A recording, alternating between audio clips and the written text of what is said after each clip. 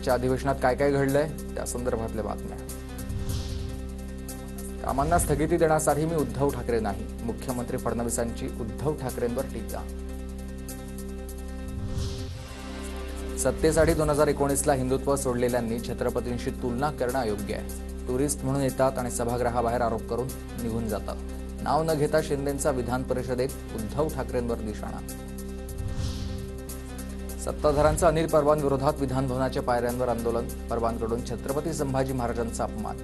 माफी न मागितल्यास निलंबन करावं, दरेकरांची मागणी। अनिल परबांनी माफी मागावी, परबांचा कोण छळ करणार, त्यांची करणी तशी भरणी। नितेश राणांची टीका। अनिल परबांनी दिलगिरी व्यक्त करावी, संभाजी महाराज कुठे आपण कुठे, एकनाथ शिंदेंचा अनिल परबांना टोला।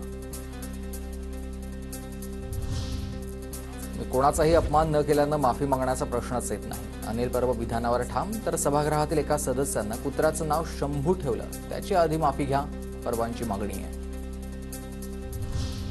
आम्ही घरात बसून सरकार चालवत नाही, काहीही वक्तव्य करून स्वतःचा टीआरपी वाढवण्याचा प्रयत्न सुरू आहे। संजय शिरसाटांची अनिल परबांवर टीका। महाराजांसोबत तुलना करण्याची परबांची लायकी नाही, परबांवर कायदेशीर कारवाई व्हायला पाहिजे, संजय गायकवाडांचा आक्रमक पवित्रा।